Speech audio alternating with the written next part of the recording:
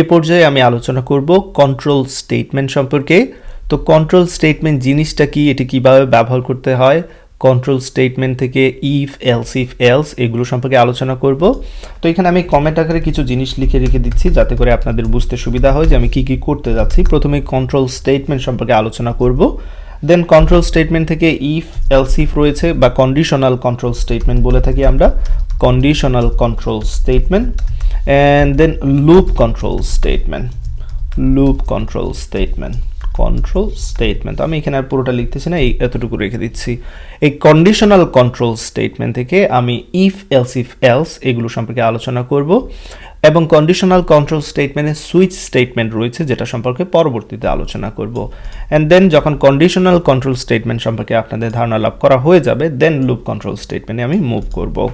তো conditional control statement থেকে যেমনটা বলেছি, কন্ডিশনাল থেকে আমি ইফ এবং এলস এই তিনটে জিনিসের ব্যবহার এবার আলোচনা করব, অ্যান্ড দেন যখন এটা শেষ হয়ে যাবে আমি সুইচের দিকে মুভ করব। ফাইন, তো চলুন শুরু করে দেই। প্রথমে এই কন্ট্রোল স্টেটমেন্টকে কন্ট্রোল করার প্রয়োজনটা কি সেটা আমি আপনাদের দেখাতে চাচ্ছি। একটি নাম্বার নামক ভেরিয়েবল নিচ্ছি আমি, এবং সেই নাম্বার ভেরিয়েবলে আমি ভ্যালু হিসেবে সাপোজ এইখানে 10 রেখে দিচ্ছি। তো এই 10 আইদার পজিটিভ হতে পারে, কিংবা নেগেটিভ হতে পারে, কিংবা জিরোর সমান হতে পারে, তাই না? তো আমি এখানে ফরম্যাট প্রিন্টএফ, লক্ষ্য রাখবেন প্রিন্টএফে বলে দিচ্ছি যে এই 10টা হচ্ছে পজিটিভ, কিংবা এই 10টা হচ্ছে নেগেটিভ সংখ্যা, কিংবা এই 10টা হচ্ছে জিরোর সমান। তো এই তিনটা কেস হতে পারে, যে কোনো পূর্ণ সংখ্যা হোক সেক্ষেত্রে এই তিনটা কেস হতে পারে। সেই পূর্ণ সংখ্যাটি আইদার পজিটিভ হতে পারে, কিংবা নেগেটিভ হতে পারে, অথবা জিরো এর সমান হতে পারে। বাট একই সাথে কিন্তু তিনটা ডেফিনেটলি হবে না। এই 10 ডেফিনেটলি একই সাথে তিনটি জিনিস হতে পারবে না। দ্যাট মিনস এই যে স্টেটমেন্টগুলো রয়েছে পজিটিভ, নেগেটিভ, জিরো, এই স্টেটমেন্টগুলোকে আমাদের কন্ট্রোল করতে হবে। যদি সংখ্যাটি জিরোর চেয়ে বড় হয় সেক্ষেত্রে আমরা বলতে পারবো পজিটিভ, যদি সংখ্যাটি জিরো এর চেয়ে ছোট হয় সেক্ষেত্রে বলতে পারবো নেগেটিভ, আর যদি জিরো এর সমান হয় সেক্ষেত্রে বলতে পারবো জিরো। সো এই যে আমি বলছি যে এই জিনিসটা যদি হয়, যেমন আমি এখানে এইরকম লিখে দিচ্ছি, যদি ইফ, ডেফিনেটলি যদির পরিবর্তে ইফ লিখব, যদি নাম্বার জিরো এর চেয়ে বড় হয় সেক্ষেত্রে কি হবে? সেক্ষেত্রে সংখ্যাটি হচ্ছে পজিটিভ। That's it.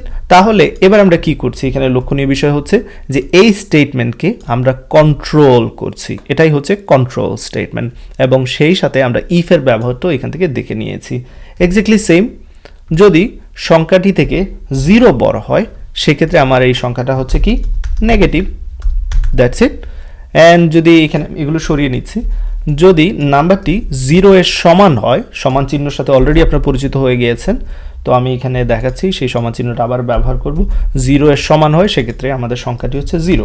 তাহলে দেখতে পাচ্ছেন আমার যে তিনটি স্টেটমেন্ট ছিল, প্রত্যেকটি স্টেটমেন্টকে আমি এখানে কন্ট্রোল করছি কন্ডিশনের সাহায্যে।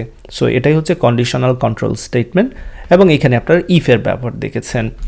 যদি নাম্বারটি জিরোর চেয়ে বড় হয় প্রিন্ট করুক পজিটিভ, যদি এই ইফ কাজ না করে ডেফিনেটলি এই ইফে আসবে। প্রত্যেকটা ইফ মাস্ট চেক করা লাগবে, এটা কাজ করলেও এখানে পরবর্তীটা চেক করবে, আবার এটা যদি কাজ করে তারপরেও পরবর্তীটা আসবে। অর্থাৎ ইফ স্টেটমেন্ট যতগুলোই থাকুক না কেন প্রত্যেকটি কম্পাইলার কি করবে, চেক করবে। তো আমি এই প্রোগ্রামটা যদি রান করি কি আসবে আউটপুট, আপনাদের কি মনে হচ্ছে? তো রান করার পর এখানে পজিটিভ দেখতে পাচ্ছেন। তো আমি এখানে অবশ্যই নিউ লাইনটা প্রিন্ট করতে যাচ্ছিলাম, প্রত্যেকটির সাথে আমি নিউ লাইন অ্যাড করে দিচ্ছি, লক্ষ্য রাখবেন এইখানে। ওকে, নিউ লাইন অ্যাড করার পর আবারও আমি প্রোগ্রামটাকে রান করছি, জাস্ট ফরম্যাটিংটা করে নিলাম। এবার দেখতে পাচ্ছেন এখানে পজিটিভ দেখাচ্ছে। আমাদের যে সংখ্যা 10 সেটা জিরো এর চেয়ে বড়, সেই জন্য এই প্রিন্টএফটা কাজ করেছে এবং এটা পজিটিভ হয়েছে। দেন কম্পাইলার কি করবে, যেহেতু ইফ রয়েছে এখানে, আবারও চেক করবে এখানে যে 10 থেকে জিরো বড় কিনা। ডেফিনেটলি বড় না, সেক্ষেত্রে এই জায়গায় আর আসবে না, এই ইফের বডির মধ্যে আর এটা ঢুকবে না। দেন আবার এখানে ইফ রয়েছে, ইফটাকে অবশ্যই চেক করতে হবে 10 সমান জিরো কিনা, ডেফিনেটলি না, সুতরাং এই ইফের বডির মধ্যে আর প্রোগ্রাম আমাদের এখানে কম্পাইলার আর ঢুকবে না এবং এই কাজটাও এখানে করবে না। সো যখনই কন্ডিশন ম্যাচ হবে তখনই তার বডির মধ্যে ঢুকবে, সেটা হচ্ছে এখানে ইম্পর্টেন্ট ফ্যাক্ট। তো আশা করি ইফের ব্যবহারটা বুঝতে পেরেছেন। এবার এখানে প্রবলেম কি? প্রবলেম হচ্ছে যে 10 ডেফিনেটলি 0 এর চেয়ে বড় ছিল এবং এটা পজিটিভ, তো প্রোগ্রাম এইখানেই শেষ হয়ে যাওয়ার কথা ছিল। শুধু শুধু লজিক আবারও চেক করে টাইম ওয়েস্ট করার কোনো দরকার ছিল না। বাট আমি যেহেতু বলেছি ইফ থাকলে অবশ্যই চেক করতে হবে, সুতরাং এটা ডেফিনেটলি চেক করবে এইখানে। তো এই যে আমরা আননেসেসারি চেকের কোনো দরকার নেই, যদি এখানে ম্যাচ হয়ে যায় তাহলে নিচে আর যাওয়ার কোনো দরকার নেই। সেরকম যদি চাই সেক্ষেত্রে আমরা এলস ইফ ব্যবহার করতে পারবো, এই যে এলস ইফ। দেন এইখানে আমি দিচ্ছি এলস ইফ। তো এইখানে অবশ্যই সিনটেক্সের একটু সাজানোর বিষয় আছে, ইফের ঠিক বডিটার যেখানে শেষ সেইখান থেকে আমরা এলস ইফ শুরু করলাম, এক্স্যাক্টলি সেম এইখানেও একই কাজ করলাম। এবার এরর এখানে চলে গিয়েছে। এইবার প্রোগ্রামটা আরও এফিশিয়েন্ট হয়েছে। সেটা কিভাবে? লক্ষ্য রাখবেন, যখন আমি এখানে নাম্বার 10 দিয়েছি, 10 ডেফিনেটলি 0 এর চেয়ে বড় এবং পজিটিভ সংখ্যাটা প্রিন্ট করলো, দ্যাটস ইট। এলস ইফে আর আসবে না, এইখানে আর আসবেই না। ইফ যদি কাজ করে ফেলে তাহলে এলস ইফে আসবে না। এখন ইফ যদি কাজ না করে সেক্ষেত্রে এলস ইফে আসবে। যেমন আমি এখানে যদি -10 দিই তাহলে কি হবে? প্রথমে ইফ অবশ্যই চেক করতে হবে যে -10 0 এর চেয়ে বড় কিনা, অবশ্যই না, সুতরাং এই বডির মধ্যে আসবে না এবং এলস ইফে চলে যাবে। -10 থেকে 0 বড় কিনা, হ্যাঁ বড়, সেক্ষেত্রে এটা কাজ করবে এবং নেগেটিভ প্রিন্ট করবে।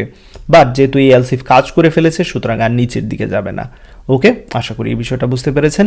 এবার আসুন, যে আমরা জানি যে সংখ্যাটা যদি পজিটিভ হয় আর যদি পজিটিভ না হয় সংখ্যাটা নেগেটিভ হতে পারে, আর যদি পজিটিভ নেগেটিভ কোনো কিছুই না হয় সেক্ষেত্রে ডেফিনেটলি সংখ্যাটা 0 এর সমান। সেক্ষেত্রে শুধু শুধু আরেকবার এখানে কন্ডিশন লেখার কোনো দরকারই ছিল না। সংখ্যা যদি পজিটিভ কিংবা নেগেটিভ না হয় তাহলে ডেফিনেটলি 0।